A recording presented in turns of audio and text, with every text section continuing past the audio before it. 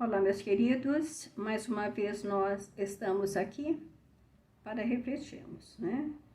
E hoje nós vamos refletir sobre gerenciar os pensamentos.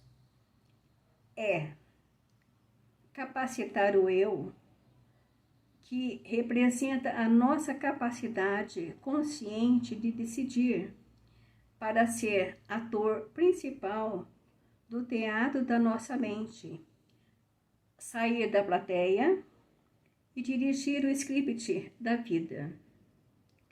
Ser livre para pensar, mas não escravo dos pensamentos. É ser senhor e não servo dos pensamentos. É governar a construção dos pensamentos que debilitam e bloqueiam a inteligência. É exercitar domínio sobre os pensamentos que produzem transtornos psíquicos. É exercer a liderança de si mesmo para ser um líder social e profissional em todos os sentidos da vida. É deixar de ser espectador passivo das ideias negativas. É não gravitar em torno dos problemas do passado, nem dos problemas do futuro. É ter uma mente relaxada, tranquila, com pensamentos não agitados. Essa lei da qualidade de vida é um dos pilares mais importantes de uma vida saudável.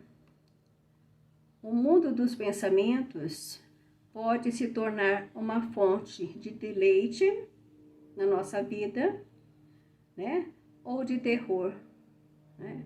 Então, que nós possamos refletir sobre isso e entendermos que temos que estar cada dia um pouquinho mais consciente para estarmos vigiando os nossos pensamentos. Porque nós sabemos que muitos pensamentos que chegam até nós não são nossos, né? São pensamentos de fora de nós, né? Que querem nos desequilibrar, provocando assim, ou agravando ainda mais aquele sofrimento pelo qual estamos passando.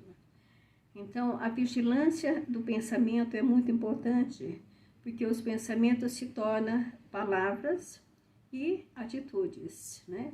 Então, que nós possamos estar cada dia um pouquinho mais consciente nesse sentido na nossa vida, até para que a gente possa viver melhor.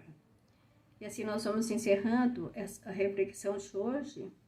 Agradeço de coração a todos vocês. Um beijinho no coração de cada um e até a próxima, se Deus assim nos permitir. Fiquem com Deus. Amo vocês.